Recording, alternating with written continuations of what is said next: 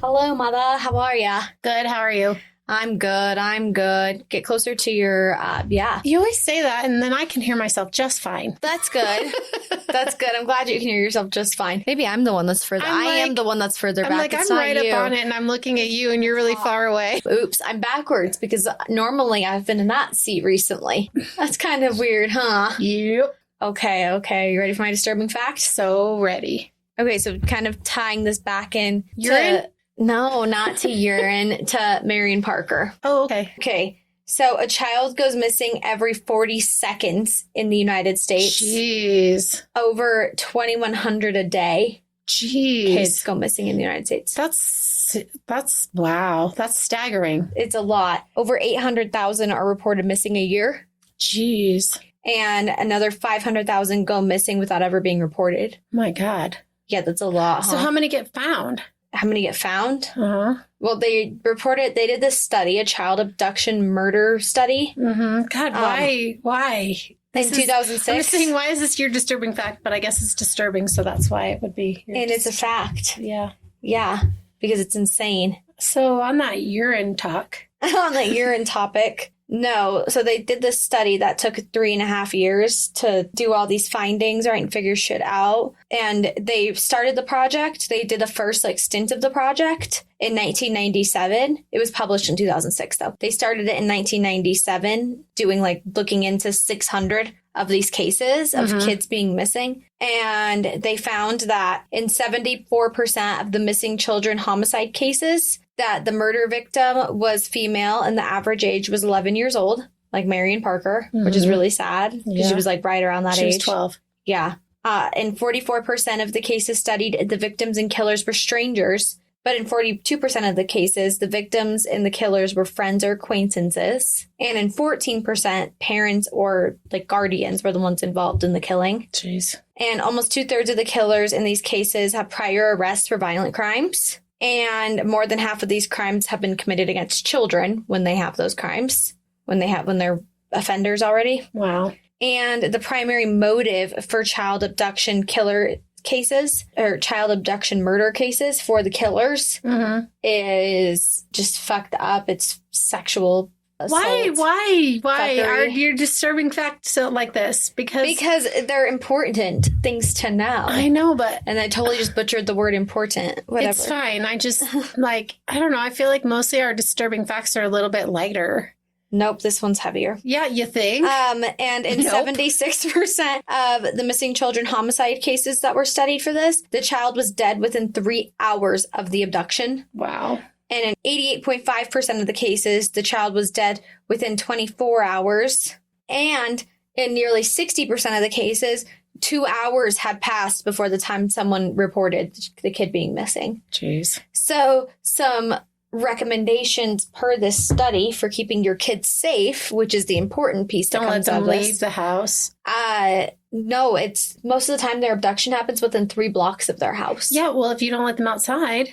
To make sure that your kids are always supervised, obviously, that's one of the recommendations. And especially even at home, supervised. And teach your children to never approach a car. It's so funny. There's this TikTok of this little girl and her dad's like, if a stranger offered you a lollipop, would you take it? She's like, yeah. And then she's like, oh, I'm supposed to say no. It's so funny. But it's scary. It's true. Yeah. And then here we have Halloween where you go knocking door to door at yeah. random people's houses and taking candy. And you know how there's always the thing that happens whenever people call and report someone missing. They're like, oh, you have to wait 24 hours. That's not a real thing. Yeah, you can report them missing. That's what it says, that if your child ever goes missing, the second you notice that something is actually wrong and that they're not just hiding in your closet playing hide and go seek with you, that you need to call the police. Yeah, I didn't think the 24-hour thing was a thing. Well, that's what a bunch of police departments say. Oh, you have to wait 24 hours. Because they're lazy? Uh-huh. Okay, gotcha. Yeah.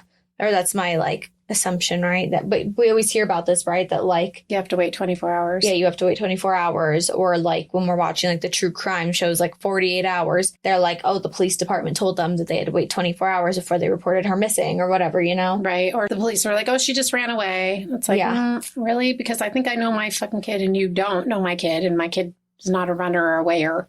Yeah, no. Right. Exactly. Yeah. So, yeah, just some key facts to keeping your kids safe amongst some really fucked up, sad facts. Yeah, that's terrible. That's my disturbing fact. Yeah, thanks. You're welcome. Thanks for starting us off. Real strong. Yeah. Yeah. I don't like, I don't, yeah, okay. Mine are lighter, and I'm going to keep going with that. Mine are lighter sometimes, and sometimes mine are. Time with the raping of the sea otters and the killing. Yeah. But mine are lighter, even though sea otters like to drown their mates. It's fine. They did mate for life. They did mate for life until he killed her. Right. They mated for life, which was not long. They mated for her life. Right. All right. Okay. What you got for me today? Okay. Finally, it's your turn. Finally. Sorry. Well, Okay. It's been like 3 months since you did one. It hasn't been 3 months. It has been 3 months, in fact. Wow. So we've only been putting out one a month is what you're saying? Basically, yeah. We've been really bad. We have been terrible. Okay. We're going to try to be better, but I don't want to say we are going to be better. I'm just going to say we're going to try to be better. We have actively been trying to be better. We're both working more often on working on cases and doing research and stuff. It's just a matter of, I know I keep saying every time, I'm like, next time it's going to be my Playboy one.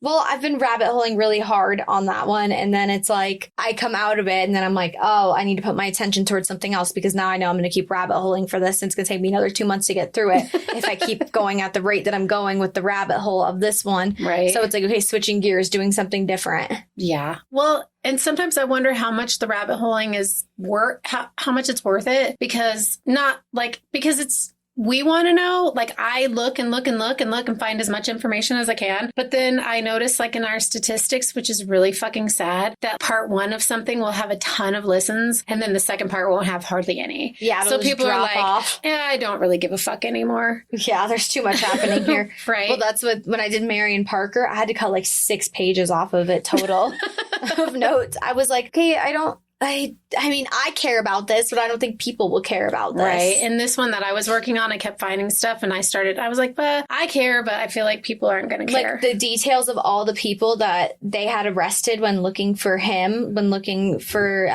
Edward Hickman. Mm-hmm. There were so many I think I included 6 or 7 of the people. Like, oh, this person because this was crazy. This person because this was crazy, you know? Right. This lady was totally drunk and was like, I didn't kill the little girl. And then they were like, oh, no, she actually is just drunk and didn't kill the little girl. She's just crazy. And we arrested her and questioned her. Right. And I thought that was interesting to include, you know? But other ones I cut them off because I was like, okay, they don't care. Right. Yeah. People don't care as much as we do. As well, because when you're the one researching it, like you just want to keep going. Okay, let's move on with our lives. Okay. This case, so crazy. This case was not unsolved, but unprosecuted for close to 60 years. Oh, wow. That's a long time. But not unsolved. Okay. Okay. So it was solved, but no justice had been served. Correct. And they knew what the fuck happened. They just didn't do anything about what the fuck happened. Correct. Okay. And so I need to stop dropping so many F-bombs. So disclaimer, I guess, because this has some religious aspects, but it's not about religion. Okay. So I want people to just understand that I'm not like maligning any kind of religion, or I'm not. This is just the facts of the case and it is what it is. And part of me was like, God, should I do this case because it has religion in it? And like, am I going to alienate or offend people? But that being said, I did it and here we are. Okay. This is the case of Irene Garza. Well, I mean, there's so many out there that are like that, like the Jodi Arias and the guy that she killed that was Mormon. And like, this is he was very strict with his Mormon faith. Yeah, this is a little more. Okay. A little more. No, I'm just saying, though, that, you know, there are others. Yeah. Yeah. So Irene Garza was born November 15th, 1934 in McAllen, Texas, to her mom and dad, Nicholas and Josephina, and they owned a dry cleaning business. And by the time Irene was a teenager, the dry cleaning business that the family owned was doing so well, and the family was able to move to the south side of McAllen, which was the more affluent side of town. And obviously they had lived on the north side and moved to the south side. And, the business is... South side. Yeah, exactly. It's supposed so to be... business is doing good. Yeah, business is... And we're in the middle of the Great Depression. 1934. Well, no, that's when she was born. Oh, so okay. this is when she was a teenager. So we're coming out, It's, okay. But any Post hoodles. World War II. Yeah, If she's a teenager. Irene attended McAllen High School, and she was the first Latina twirler and drum majorette at her school. So twirler, like a baton twirler. I was just going to ask you, is she twirling batons or drumsticks? Yeah, they called it a twirler. Okay. So, and she was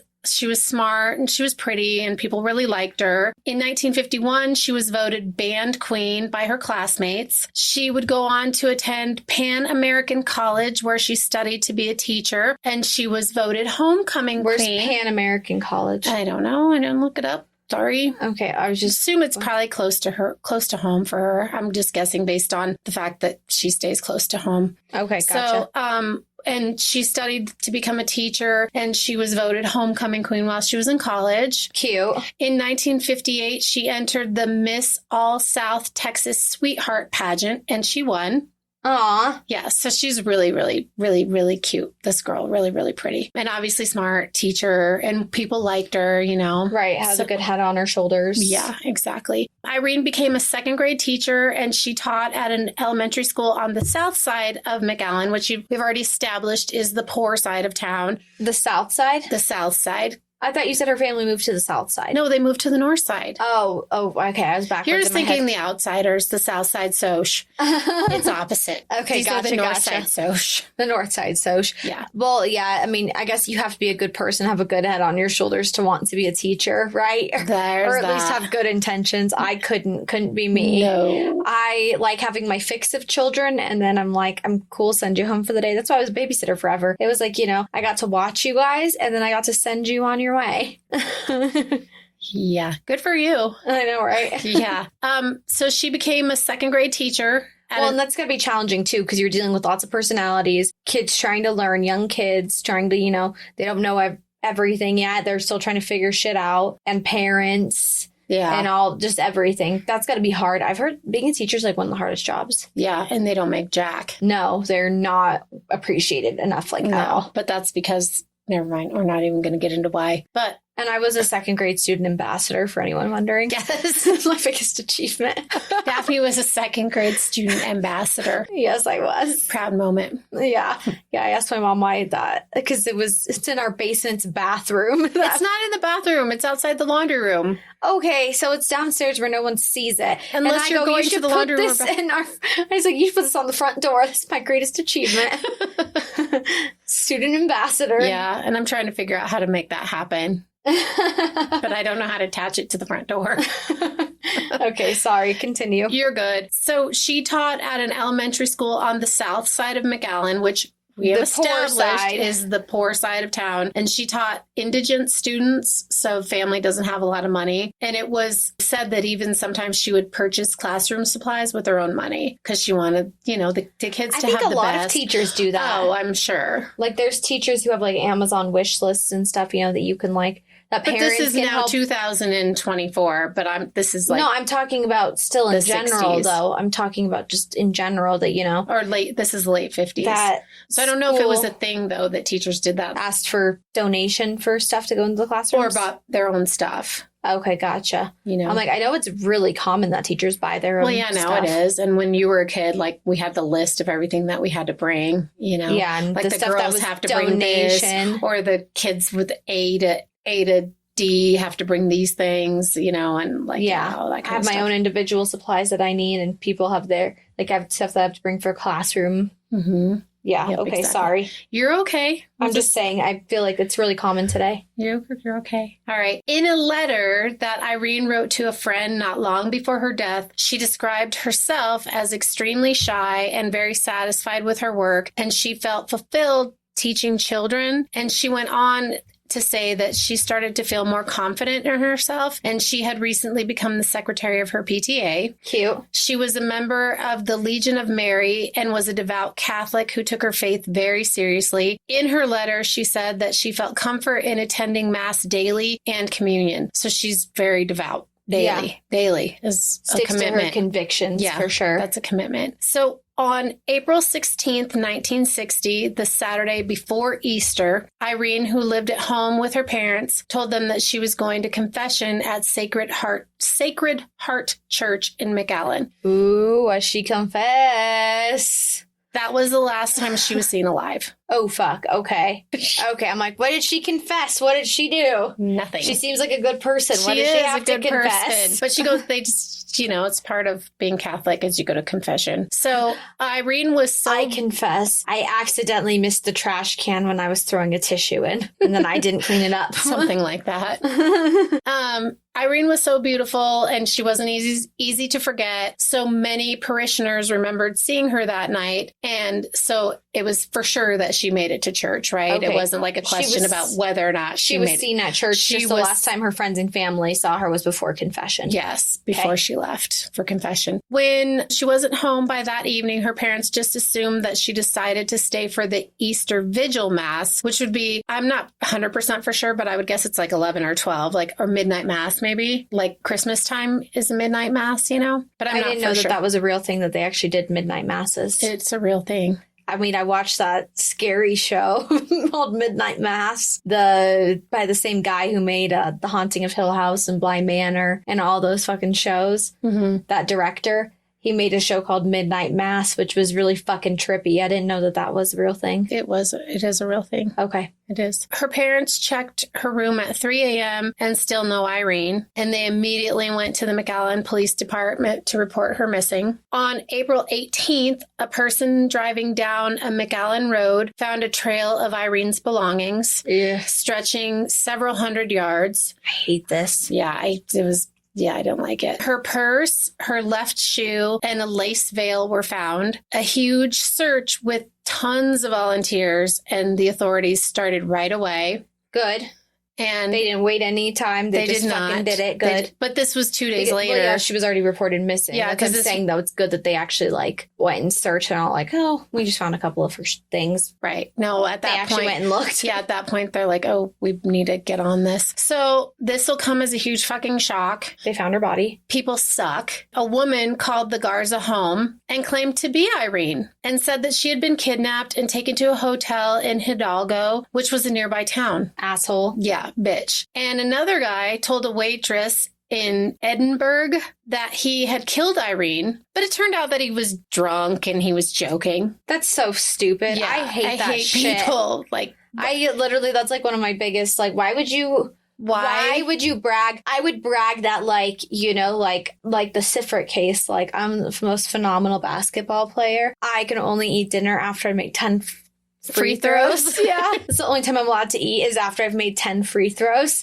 No, I'm not fucking bragging about murder. Right. If I make one free throw, sure, I'm going to lie and say I made 10. I'm not going to be like, oh yeah, I went and killed someone. Right. I'm so cool. I'm a killer. I'm a killer. Killer.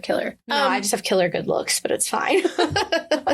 There you go. Hot stuff over there. Hot stuff happening. Sorry. You're okay. I just hate people like that. Oh, yeah. It's terrible. I can't even imagine, you're a parent grieving for your child who is missing and people are finding her things, and then somebody calls you and says, oh, it's me, I've been kidnapped. What the fuck goes through your head? We talked about this with the last one too, with Marion Parker, that they were people were calling and saying that they were the kidnapper, or calling people are fucked up. Yeah, it's ridiculous. And I don't understand that. I'm going to come for your kid after the fact, Yeah. It's just absolute. I don't understand people. I don't understand that thinking. That's weird. I wonder, I wonder if there's a way to look that up. What's wrong with those people? I bet that could be a whole episode. I feel like I should pause this and write that down really quickly. Okay. Because that's interesting to me. Right. Yeah, I don't understand why people do fucked up shit. But they do. They do. They do. Fucked up shit like that. And fucked up shit like murder. Fucked up shit like confessing to murder. Fucked up shit like murder. Lots of fucked up shit people All do. All the fucked up shit that people do that I don't understand. Yeah. Me either. Irene's body was found on April 21st in a canal that was several miles away from any of the other evidence that was found. Her blouse was unbuttoned and her underwear were missing. An autopsy was performed, and it was determined that Irene had been beaten, raped, and suffocated.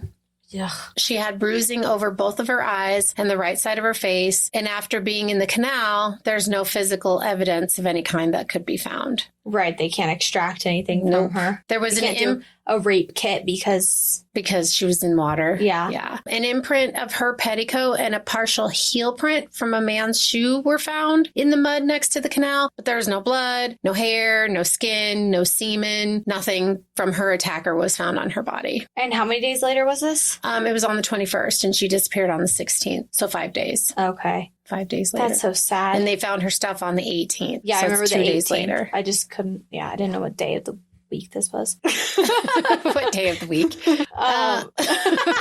No. That's really sad though. But I'm glad that they actively pursued looking in the area and stuff. Because the other thing is, I feel like they give up that shit really fucking easy. They'll be like, the cops, and people looking, they'll like look in an area and be like, okay, because this is where we found XYZ. And then they'll like do like a mile, right? Like a radius. Right. And then they're like, oh, no, we didn't find her. There's nothing else. Bummer. Yeah. Yeah, exactly. Well, and it was found, her body was found a long ways from where the other things were found. So obviously whoever had done this, like must have had her in a car or something and was like tossing her shit out of the car as they were driving to wherever they dumped her body, or vice versa, dumped her body and then was later. like, oh crap, I still have all these things. I need to get rid of them. Shit, but I'm just, her stuff. Her belongings, her items, the items that were found. I just need to watch my cursing recently. Yeah, me too. A lot. It's been bad. Same. Sex offenders, family members, coworkers, and ex-boyfriends were all questioned. Okay. I'm like, sex offenders, family members. Wait, what?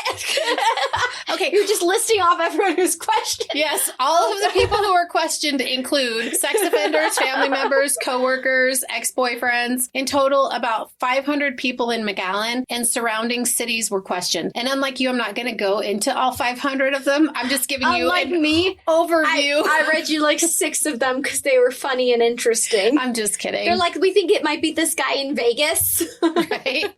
No, I'm just giving you a generalization of who was questioned. Okay, out of the 500 people-ish that were questioned. Yeah, well, that was confusing. We just go, sex offenders, family members, like, wait, what? Where do these things tie together? They tie together in questioning. Okay, gotcha. So, see, that's, yeah. Yeah, okay. About 500 people in total in McAllen and surrounding cities were questioned. There were almost 50 polygraphs done with no luck. A $2,500 reward was offered for any information regarding her her death. And later, a South Texas businessman posted a $10,000 reward as well. Oh, wow. Yeah. So people are like, let's find this motherfucker. Yeah, because people are invested in finding who killed this woman. This good person, yeah. When the canal was drained several days after Irene's body was found, a photo slide viewer was found. So, that's like an old school, like, people... I had slideshows in my classrooms. Yeah, but it's like a personal one. It's like a personal one. It's not like a slide projector. Okay. But it's like if you took pictures and you had slides made and then you put the slide in this little viewer so you can look at the slides and see what maybe you would want to get made into pictures or whatever.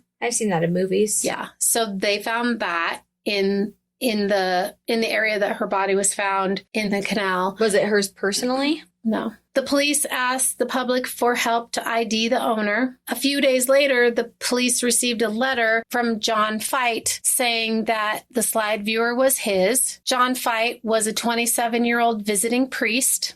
Oh. At first, he denied taking her confession. Later, he said yes, he had taken her confession, and he had taken her to the rectory for her confession, which was highly unusual. So, because they have confessionals inside the church, and then the rectory is a building that's like attached to the church or right next to the church, but it's a separate building, right? Okay. So he took her to the rectory for her confession, which wasn't normal. I also thought you're supposed to do confessions in those like two-way. In a confessional.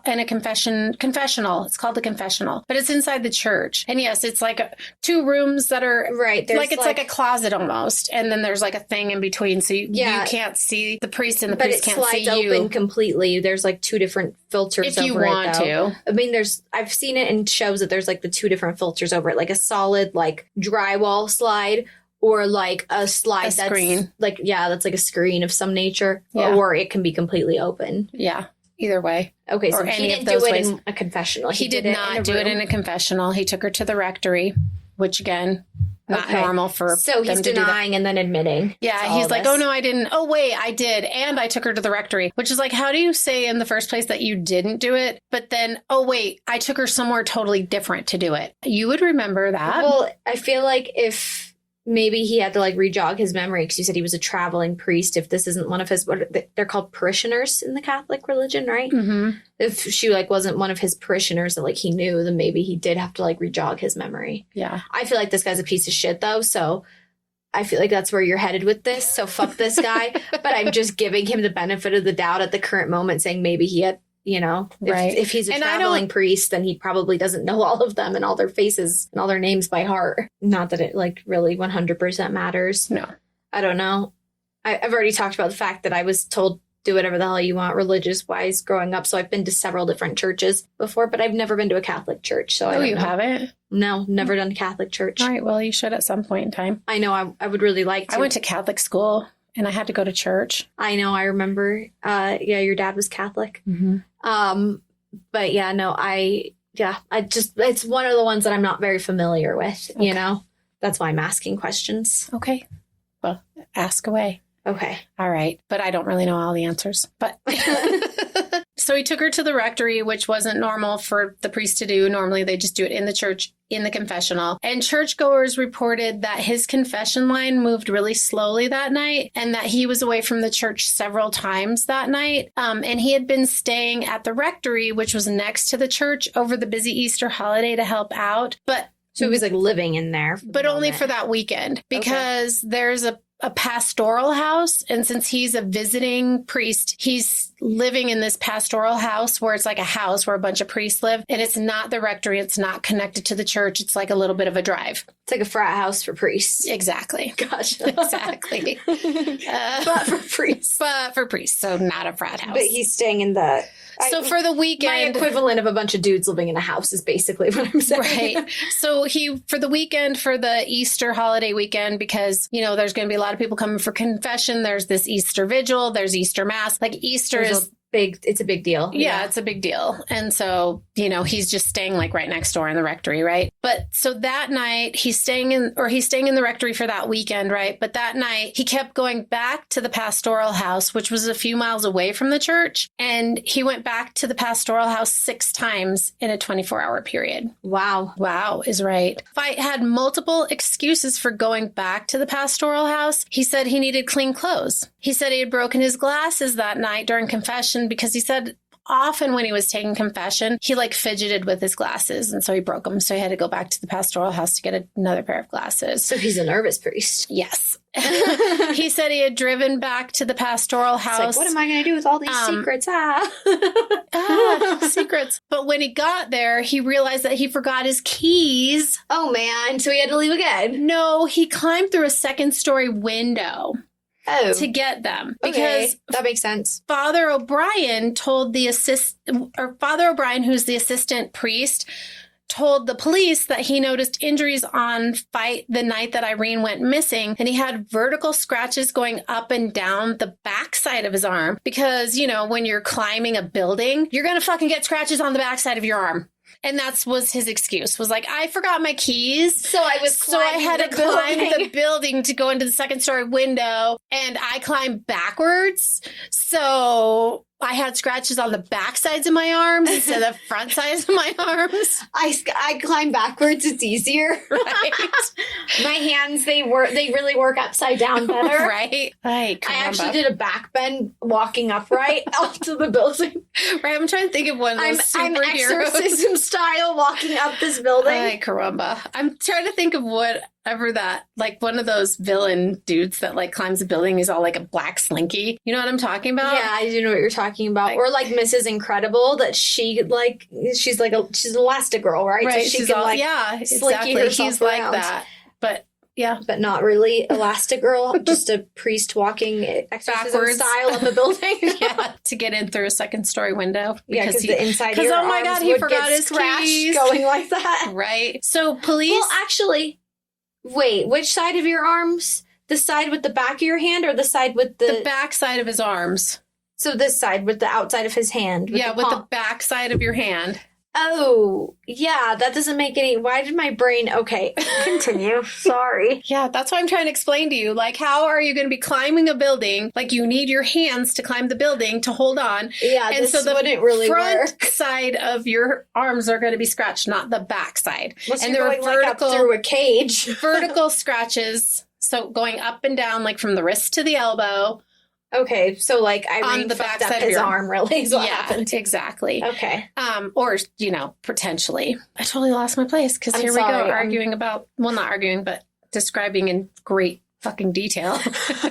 This is what we do. We carry on. Carry on. Police stated at first that Fight had passed a polygraph test, but later they said that the tests were inconclusive. So which one is it? Exactly. 3 weeks prior to Irene's death, a woman named Maria America Guerra. I'm sorry. Guerrera? No, it's not Guerrera. Well, maybe. I can't see your computer. We have this constant thing happening now that we've switched our setup that we can't see each other's computers to help guess names. To help guess. Maria America Guerrera. Maria was attacked at another church a few miles away by a man who came up behind her and tried to stuff a rag in her mouth and then threw her to the ground. And Maria was able to bite the attacker's finger so hard that she drew blood and she was able to get away from the guy. Hope she gave him an infection. And she reported that to the church. And the church suspected that it might be Fight. So their solution to this problem was to send him away to another church, which ended up being Irene's church. Dealing with him? Yeah. And his murderous tendencies? Yes. And his wanting to be a bad person tendencies? They're like, we'll just send him to a different church. We'll just send him to a different church. So another victim, Beatrice Garcia, was approached sometime before Irene's murder by a man in a car who drove past her as she was walking to work. And then he stopped and he said, quote, "I would love to take a picture of you dressed in black by the cemetery." That's weird. Creepy. So creepy. A friend of Irene's named Anna. I mean, that's my love language, but if a random person came up and said that to me, that'd be pretty fucking weird. That would be weird. Yeah, how do you respond to that? Thanks, but I'm no like, thanks. that's my love language. However, if it was a stranger. Thanks, but no thanks. I don't think I'd be chill with that. No. And it's weird that somebody would just drive by you and stop and say that. Hey, think I get, no. Yeah, no. Keep driving, motherfucker.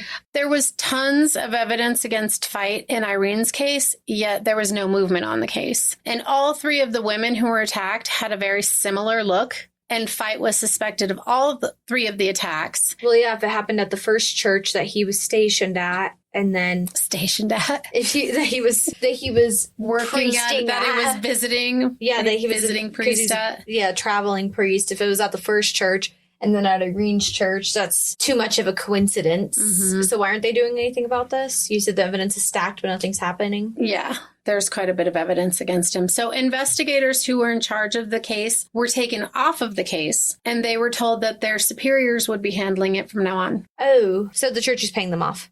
Irene's parents were visited. Gotcha. Okay. Irene's parents, it's not a payoff thing, but Irene's parents were visited by Father O'Brien from Sacred Heart Church after Irene's murder. And they were told that if it was Fight who had killed Irene, that the church would take care of it. And in an attempt to make them feel better, right? Yeah, but they didn't do anything about it either, I'm guessing. No. Well. Okay, sorry. I'm jumping the gun here. You're jumping. Irene's parents, though, they really wanted justice, even if it was a priest who was responsible for her death. And Irene's family always thought that there was like a conspiracy to protect Fight by the church. Sounds like there might be. But of course, they could never prove that. Right? Sorry, I know. One day I'm going to break an ankle from jumping to conclusions. Yeah, right? Or win a gold medal or something. Something will happen. Something. E.E. Vickers, the sheriff at the time in McAllen, he was a devout Catholic. And in a letter dated August 1st, 1960, from one priest to another priest, that they were both kind of like higher up priests. Okay. And this letter is from 1960, and it was a typed letter, and it was all smudged. So it was really hard this to is the letter you're talking about? Yeah, we were sitting together the other day doing research, and you were like I found a letter. I can't see it though. Ah! Yeah, because they're like, oh, there's this letter. And it's like, well, fuck, it's all smudged up. So anyway, from what I gathered from the letter, From what you could read. the inference of the letter, yeah, it's from one priest who's high up in the church to like another priest who's also high up in the church. And the priest in his letter goes on to say that this priest had spoken to the sheriff, and he had also consulted with a bishop who's like a higher up, real high up, you know, on the matter of John Fight, and that the sheriff would go to the DA and tell him that the case was really weak and that there were several loopholes that would prevent a successful prosecution, making it impossible to pursue the case against Fight, and that they felt like the priest and the sheriff felt like that the investigation would stall out after a couple weeks, like 2-3 weeks, whatever. It would just kind of fizzle out, and that they would send Fight away. Fucking rude. They would send Fight away and no one would question it because they transfer priests around all the time. And he's a traveling priest. And he's a traveling priest. He's already a traveling priest, so him to move wouldn't be anything out of the ordinary. Right. Well, that's fucked up. Yeah. That's why I said it was a cover-up. In the letter, the fear of implications against the church were addressed, as well as political implications, because John F. Kennedy was running for president at the time, and he was Catholic, and he was the first Catholic to ever run for presidency. And in those times, you know, it's like, oh, he's a Catholic, he's Jewish, he's this, he's, you know what I mean? It's a Protestant nation. Yeah. America's founded on being Protestant. Yeah. So, I mean, yeah, I'm pretty sure Protestant is correct. So anyway, JFK's a Catholic, and so it's a huge big deal for this Catholic to be running for president. Right, it's a big deal for the Catholic Church to have a president that's Catholic. Just for all Catholics, you know, and the Catholic religion is like one of the biggest. The Catholic Church, the Catholic Church, the Catholic faith. Yeah. So a scandal in the church could definitely be used against JFK and would absolutely 100% for sure affect his campaign. Okay, wow. So ouch. Not only do we have to protect the church, but we also have to make sure that there's no implications had they against done the church something that are against this, gonna. perhaps JFK wouldn't have won, and perhaps he wouldn't have been assassinated. Ooh, things could have gone so differently here. Right, a big old domino effect could have happened in a different direction. So they're clearly trying to bury this case, but the case against Fight for the attempted rape of Maria America Guerrera was not going away. She had positively ID'd Fight as the man who had attacked her. Good. She's actively pursuing. She is actively pursuing it. Priest or no priest. Yeah. She's like, dude, what the fuck? Yeah, like, this is not going to attack me and go. Right. And go whether you're a without priest, some kind of reparation towards society, and you're not towards myself, and towards she's the church, a Catholic. towards anything. Right. And she's a Catholic. And she's like, well, you're not going to hide behind the Catholic religion and be able to attack people. Good. Like, you're not going to do that. So about Still a year held to a human standard. Good. Yes, a human standard. About a year after Irene's death, he went to trial for the attack on Maria, and the jury unfortunately was deadlocked. And instead of going to trial for a second time, in 1962, he pled no contest and was given a lesser charge of aggravated assault. And the extent of his punishment was a $500 fine. Jesus, that sucks. Yep. So no prison time. He's just like, a $500 fine. He's just here, have $500 and we're done. We're cool on this. Yep, we're done. We're cool. Fight was then removed from the church and he was sent away. Where was he sent to? I'm getting there. Okay. Jump, jump, jump. Jump, jump, jump, jump, jump. Take off your little jumping shoes.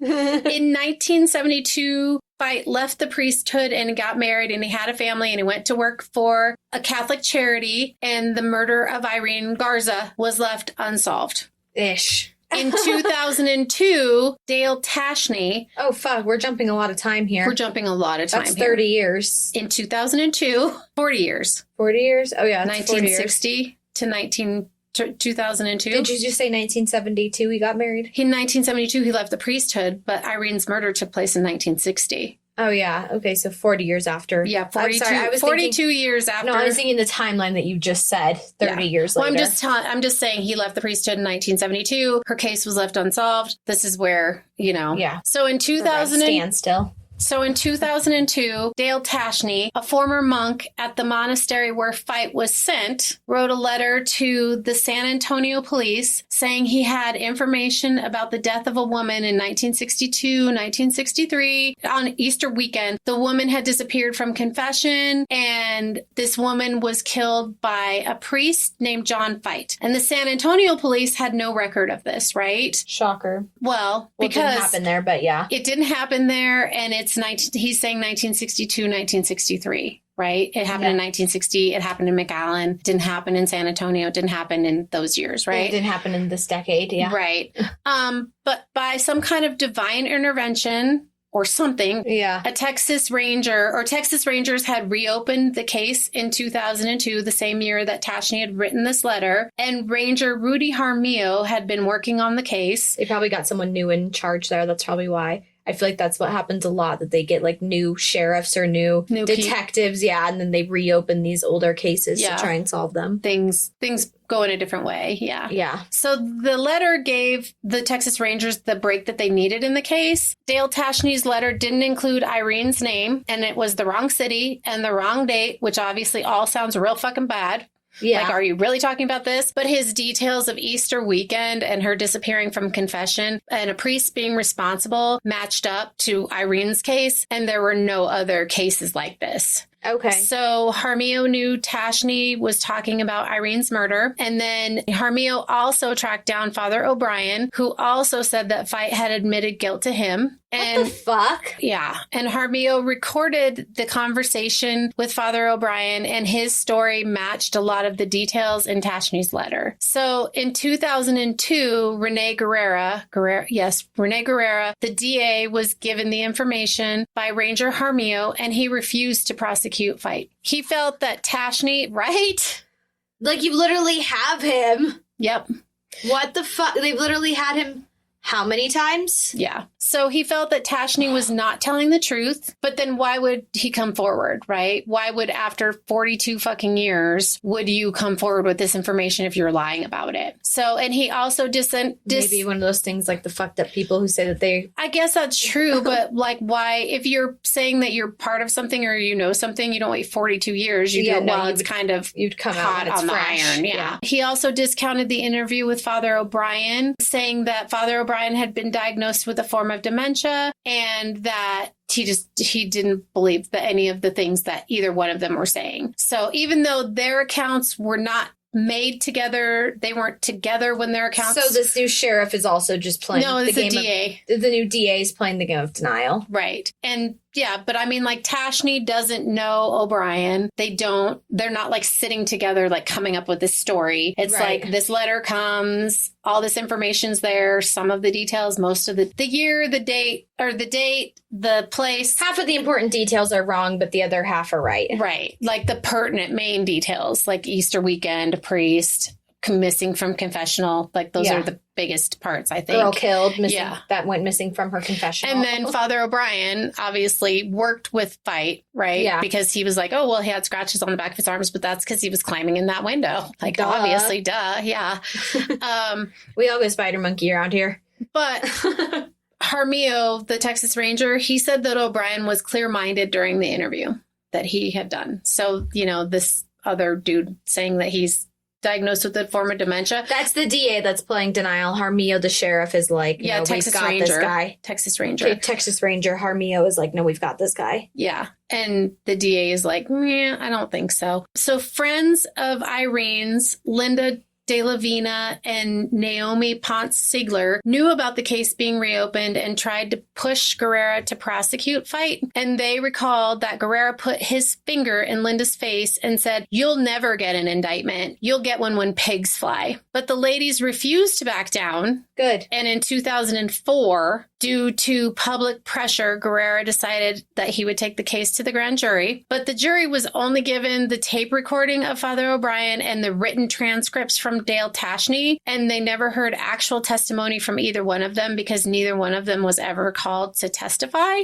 in person, right? So they just had like written information and like these tapes, right? Yeah. So obviously it's an attempt by Guerrera just to be like, well, yeah, there's not going to be an indictment, whatever. It's his attempt to make it not happen. It's like Guerrera wanted it to happen. No, it's Jaramillo. Oh, Jaramillo. Yeah. Guerrera is the DA. And so obviously like Which this is confusing because there was a Rene Guerrera before. Rene Guerrera is the DA. Maria America Guerrera. Yeah. Okay. So the last names are a lot the same. So anyway, he like, obviously he doesn't want to deal with this. So he's like, okay, fine, I'll go to the grand jury, but I'm only going to give the grand jury what I want to give them. They're not going to see the full portfolio of evidence. They're only going to see what I choose for them to see. Right. And they're not going to talk to the people who can give them more information that they can ask questions. I'm just going to give them this and that's what they get and they can decide from there. So the grand jury did not indict Fight. Geez. So what's Guerrera's deal? Do you know what Guerrera's deal is, or is he just... I don't know. I think he's just a jerk. He's just... I don't know. Is he Catholic? Is he trying to protect? He's Catholic, yeah. Is he trying to protect in some way? I don't know if he's trying to protect or he just doesn't... I don't know. I really don't. I think a lot of times DAs want their cases to win, like they need them to win. And so like a case that's maybe going to be harder to win, harder to try, they don't necessarily want to take on because their careers, they have all the evidence in their lap for it. But their careers are politically based. Like they get voted in and out of office. It's not like just a promotion, you know? Yeah. So fast forward to... Right. And people are like, oh, he took down a priest. Then that's a bad look for you. Right. Or he doesn't. He loses the case and it's a case he lost that everybody knows that the priest is guilty of. Yeah. So either way. So fast forward to 2015... Did you just hear my gas? Rene Guerrera, after 32 years as DA, was defeated by Ricardo Rodriguez, who promised to look into Irene Garza's murder. Good. Mm-hmm. So in 2016, this is heavy on this community that they're like, we need to solve this. This is something that needs to be dealt with. People just keep pushing for it. You know what I mean? The community wants justice. Her friends want justice. So they're like, this is bullshit. So in 2016, Fight was arrested and he was brought back to Texas to stand trial. Where was he at? I want to say that he was in Arizona, but I can't remember. But he wasn't a priest anymore. No, because he left the priesthood in 1972. Okay. And he got married and had a family and blah, blah, blah. Lived his life. Worked for a charity. Yeah, a Catholic charity. He lived his life. Super charitable person. Yeah, obviously. A friend of Irene's, Anna Maria Hollinsworth, testified in court in Fight's trial that Irene had been pulled out of confessional before by Fight and she had been taken to the rectory for confession. But he said it was because she was too good to be in the confessional. And Irene had told Anna that it made her feel uncomfortable, but because he was a priest, like she did what he wanted her to do. Okay. And unfortunately on that night, the night she went missing, she went to the rectory with him. Right. But he had done it more than that time. So this isn't the first time this has happened. To Irene specifically. Why wouldn't she not I'm not getting confession with this motherfucker anymore? Because she trusts. Her faith is strong enough that she trusts. I mean, I guess that makes Even though, she didn't listen to her gut. And what do we always say? Always listen to your gut. Because she literally told her friend, it makes me feel uncomfortable. Like, I don't feel right about it. But she didn't do anything about it. But he's a priest, so... I have to do what the priest wants me to do. Do anything about it. Yeah. At trial, but no victim blaming. She's a devout Catholic. Like, no. It is what it is. I'm not victim blaming. All I'm saying is it sucks that, she didn't listen to her gut. Right. If she's telling her friends, this is sucky, this is sketchy, I don't like this, I don't like that, I'm being dragged off into this other room when confession... A whole nother building. When confession can just happen right here in front of me. Right in the confessional. Right where it's meant to happen. Right. And instead you're taking me somewhere else, but instead she's putting her faith into this priest and is doing what he wants. Right. That's what I'm saying. That's what sucks. It's not victim blaming. It does suck. That she told her friends, this is what makes me uncomfortable, and then continued to do it is what sucks. It does suck. So at trial, Tashney testified that in 1963, he was a monk at the Assumption Abbey in Ava, Missouri, and he was told by his superior to counsel a priest named John Fite. I was told that he killed a woman. I was asked to see if he would fit in and could become a monk at the monastery. And over several months, Tashney counseled Fite, and he told the story of how he lured Irene away from the church to the rectory, and he took her blouse off and he fondled her, and he took her into the basement where she stayed until Fite moved her from the rectory and moved her to another location. Till Fite moved her from the rectory and he moved her to another location. Okay. The next day was Easter Sunday, and Fite had to go to church, so he put Irene in the bathroom, and he put some sort of bag over her head to keep her quiet. I was just going to ask if she was dead at this point. And when Fite was leaving the bathroom, he could hear her say, and this is what Tashney's testifying, right? The monk that John Fite... Getting Fite's confession. Yeah. So he said that Fite said that Irene said, I can't breathe. And he left her, and when he came back, she was dead. And then he dumped her body in the road by the canal. But a canal is like a ditch, you know? So if he dumped her, like if he tossed her out, she could have rolled down or whatever, you know, because she was found in the canal. So Tashney didn't call police because at the time he felt it was only his job to counsel the priest. Fite was not a good fit at the monastery. Go figure. Shocker. So they sent him to another monastery in New Mexico. And then Tashney left the priesthood eventually, and he got married and he had a family. And in the early 2000s, he said that he had a, quote, crisis of conscience, and that he needed to tell police what he knew about the murder. Good. But again, he didn't have the right details. But at least literally his letter and the fact that the Texas Rangers had just opened that case is what tripped all of this. So like I said, some kind of divine intervention, because the San Antonio police could have gotten this letter and been like, well, we don't know what to... known all of the information. Well, he didn't. Fite could have been lying to him. He could have been. Because Tashney said, like, and I don't know if I put this in here. Yeah, I did, so I'll get to it in a minute. Also at trial, Daryl Davis, who was a reporter who covered the Maria America Guerrera trial, along with several other reporters, were called to a quote, off-the-record meeting with Robert Lattimore, who was the DA at that time. So in the 60s, right? Early 60s. Yeah. And he testified that Lattimore told the group that they knew that Fite was responsible for the murder of Irene Garza, and that the church also knew. But some arrangements had been made in exchange for the plea in the Maria America Guerrera case, and that he would not be prosecuted for the murder of Irene, and that the church would send him away to a monastery for disturbed and troubled priests, and he would stay there for the rest of his life.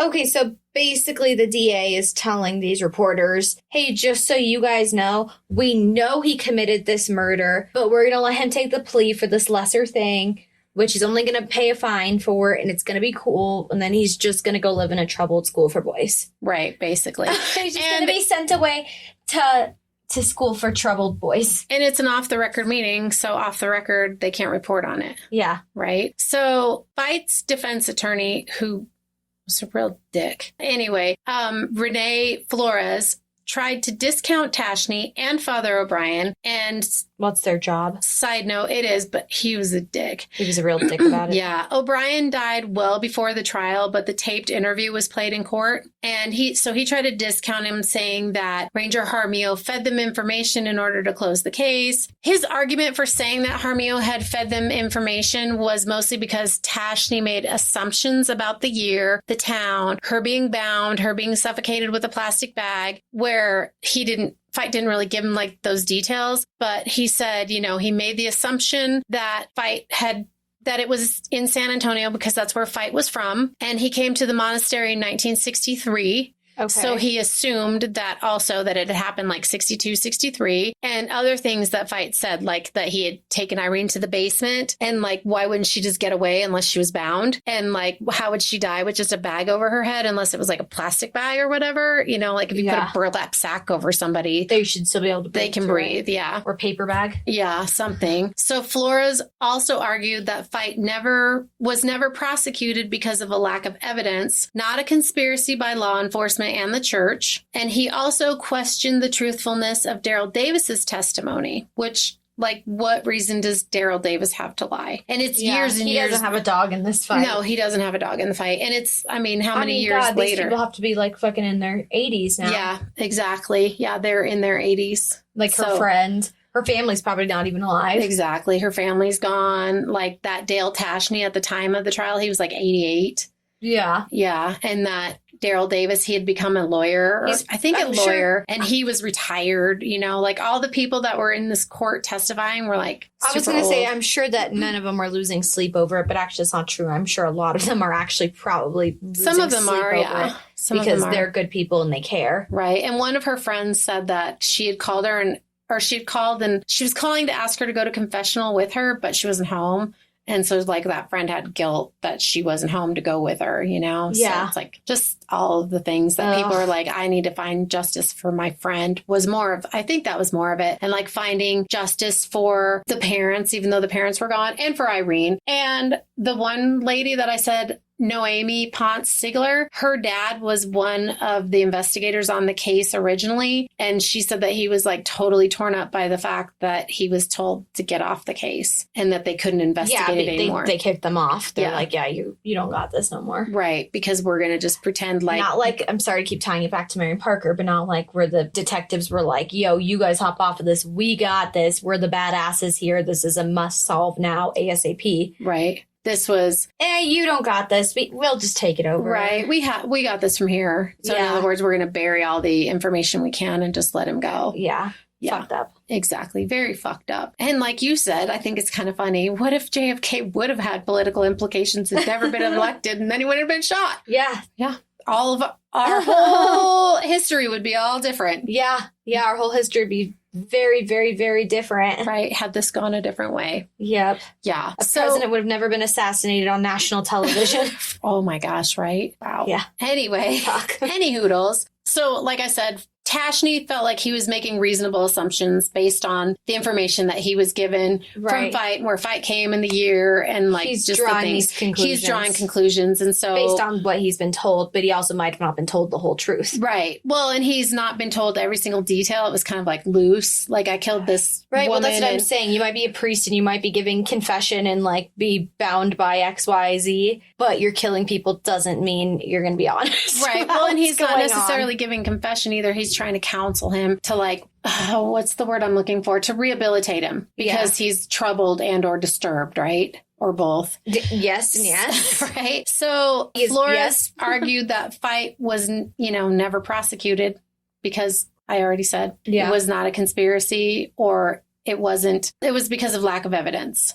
Yeah. And sorry. Oh, he also, I said too that he questioned Daryl Davis's testimony too, that he said he was lying, but again, no dog in the fight. So why? Yeah, it just doesn't make any sense why. No. Any of these people would lie like they're all about ready to die. Right. And at some point it's not going to matter to them. But also in an effort to deflect from Fight, he said that if a priest had killed Irene, then it was definitely this other father, priest Richard Junius, who was also hearing confessions that night. And Texas Rangers had interviewed Father Junius decades after the crime. So like in 2002 when stuff started coming together. And he seemed nervous, Jaramillo said, and that Jaramillo also said that Junius was not happy about being interviewed. But at the time of the murder, he was never a suspect. During the second investigation in 2002, he was never a suspect. He was never considered to be a suspect. And he died in 2007, so he can't defend himself or testify in Fight's trial. So, and clearly, that Father Junius, he might be nervous and might not want to be questioned about it. And perhaps this is just me jumping to conclusions, is that he's a priest and he probably feels some kind of a loyalty to another priest, that he doesn't want to give up any information, or I don't know. But to some extent, I get the loyalty factor, but don't you have a different mission that you're trying to accomplish overall? Right. A moral obligation. Like you're preaching on holiness and you're preaching on morals and XYZ all the time, but then you're covering for this. Right. But we don't know for sure if he was, just that he was uncomfortable. Yeah, but it doesn't just go for him though. It goes for all of them. Right. Yeah. Oh yeah. It literally, what I just said does not apply just directly to this guy. It applies to Father O'Brien, to Tashney, to all of them. Right. And I think, I don't know, I feel like Father O'Brien and the rest of them were just thinking of the greater good of, protecting the Catholic Church and protecting JFK so that he could win the election. History could have gone so fucking differently. It could have gone so very differently. That could have been way different had they have prosecuted. So, I must just call him fight. Fight or flight. Fight or flight. He flights. He doesn't fight. I'm sorry. It's okay. In the end, after 57 years, justice, a 6-day trial, and 6.5 hours of jury deliberation on December 7th, 2017, John Fight, who was alone in court, none of his family had attended the trial. None of it. They weren't there. He was found guilty of murder with malice aforethought. Wow. Yep. Good. After 57 years. Crazy, right? Good. And it's funny, the prosecuting attorney in the case, his last name was Garza also. But a lot of these people have the same last names. He wasn't related. He wasn't related. Well, that's why I didn't say his name, but I'm just telling you now. But he wasn't related to Irene Garza. Related to Irene Garza. Okay. So anyway, Irene, after all these years, was given the justice that she deserved, but her parents died without seeing their daughter's killer brought to justice, even though they knew, as well as everybody else knew, who it was. Mm-hmm. And the day after the verdict... Well, and karmic retribution has to happen, too. Somewhere. On the day of the verdict, the day after the verdict, on the day of sentencing, so they verdict sentencing very next day, it snowed. It was snowing in this city that shares a border with Mexico. So... Wow. Right? And during the During the sentencing phase of the hearing, it continued to snow. And Fight, in spite of being old and frail, of course, he did that thing where he comes in a walker. Right, like the Golden Joseph State Killer. D'Angelo. Yeah, he did that thing. He was sentenced to life in prison. Good. Without the possibility of parole. Good. And it wasn't too long because he died February 12th of 2020 of a heart attack. Okay, well... So... At least he got some behind jail time. Right. And that the family at least got, and the friends. I mean, granted, the family passed away, but still. At least they got justice served. Yeah, at least finally people were like, was she an only child? I don't know. I don't know. I think she might have been, because it never said anything about siblings or anything. I was going to say, she had nieces or nephews or I bet she had cousins. There's somebody who's getting justice. Well, and her friends were like, and just like, like I said, it's just the fact that like this guy fucking... I bet her students got justice. 57 years, he got away with it. Yeah, it's ridiculous. And they knew... Oh, and what I was going to say earlier, and we kept cutting each other off, was about that Richard Junius priest, them accusing him or whatever, or that Flores guy trying to deflect, saying that it was probably that priest, not John Fight. Yeah. And even though he was interviewed and all that and they didn't suspect him, he also didn't have the past. He didn't have the other assault and the driving up to that. For sure living at this fucking church. Well, he did, though. He was taking confession at that church that night, too. No, I'm talking about the other church. Oh. Where... Yeah, I don't know about that. Maria America Guerrera came from, where she got assaulted. I'm talking about that church. Like, he literally has, it's literally following him down a road. Like, he's at this church, he does this. He moves to this church, he does this. Well, and how many other women did he do this to that just never came forward? Yeah, I wonder that. And how many women did he kill? Yep. And unless he didn't. And some people I feel like are one and dones. Right. We learn about the one and dones, and we also learn about the ones who were like, I like the taste of blood. Right. I'm into this. This works for me. But being that he was on trial for another rape, obviously he probably didn't do anything in that time. Maybe he did. Who knows? Yeah. And then he got sent to a monastery and another monastery. So it doesn't give you a lot of options to do that when you're in a monastery.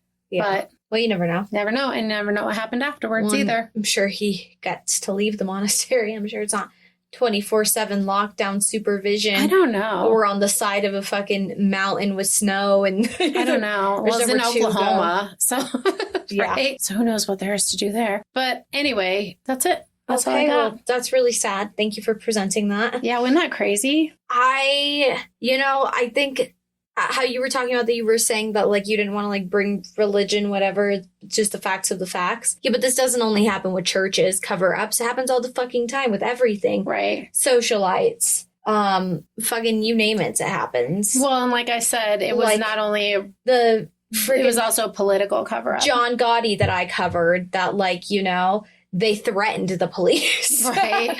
So there's that, you know? Yeah. So there's cover-ups happening there. There's cover-ups left, right, and center, as you would it's say. not there's just payoffs. It's not just related to the church. It's related to any kind of... But this case was. This so case that was my related. thing. Yeah, no. But I'm just saying it happens everywhere. It's not industry specific. No, it is not. It is not. But this just happens to be a controversial industry that you brought up. It's just crazy how this like kept coming to the surface, and then people are like, "Meh." Right, keeps floating to the top, and then people are like, "Push it back down, push it back down." Right, yeah, 2002, and then thank goodness that dude got defeated in 2015 by that other guy, Ricardo Rodriguez. And then the one lady said also at the end, like she gave her a little. Who's the one lady? That Linda. Okay. Linda De La Vino. Oh, no. De La Vina. She said that she goes, well, we got our conviction. She goes, so pigs flew today. Yeah, no fucking kidding. Mm-hmm. Because, like, what a jerk. You'll get your conviction when pigs fly, or your indictment when pigs fly. Like, go fuck yourself. Pigs flew today. Yep, exactly. Pigs be flying all the time if shit's going correctly. When shit goes correctly, pigs fly all the time. When shit goes down, it goes down. Well, thank you. Yeah. I'm happy you finally finished it. Yeah, me too. And that you had it and you brought it to me. Thank you. Yeah, well. How sad. But thank goodness justice was finally, you know, for her friends, I'm sure she has students that were still alive during this time that were like, what the fuck happened? I mean, this is literally in the middle of the school year, too. Mm-hmm. Like, our teachers didn't show up on Monday. Right. Like, what the fuck, you know? There's little kids who got to be questioning this stuff. Oh my gosh, if that happened to one of my teachers, I would follow this until the day I died, you know? Yeah, for sure. So it's just, I don't know. I think it's crazy when these cases, and I know it's not only this one, like the Golden State Killer, for instance, that he's brought to justice so many fucking years later. But finally, justice gets served, you know? Yeah, fucking finally, literally. And so many times they just don't continue to pursue it unless they have people that keep going, hey, man, like, let's figure this out. Yeah. And we know this guy did it. Like, we fucking know. Yeah. Like, can we do something about that? Right. Can we not just let him go on living his life and doing his thing and having his kids and his grandkids and doing all the things that he took away from our friend? Yeah, let's do something about this motherfucker. Yeah, let's do something about it. He doesn't get to go live his life and enjoy it when he took another person's. Although he did, but... Yeah, well, like I said, hopefully there was some kind of karmic retribution that happened in this life. I'm sure in this life and hopefully in the next one. And all of them to come. Right. All eternity stepping in gum. Yeah. Yeah, or if he comes back as a fly, he gets swatted immediately. Don't talk about flies. I'm just saying. All right. Well, that's it. If you come back as a bat, you have to live in the light.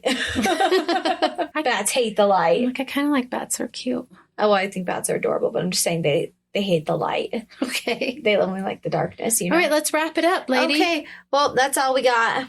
You can follow us on Instagram at That's Disturbing Podcast, where you can send us a case request there if you so wish, if you have anything specifically that you want us to cover, if you want us to hear, if you want to hear anything we have to say about something extremely specific to what you want to hear, and we're saying it, then you can send us a case request there. Well, we'd be willing to say it. We'd be willing to say it. It might take us 5 to 7 business years, but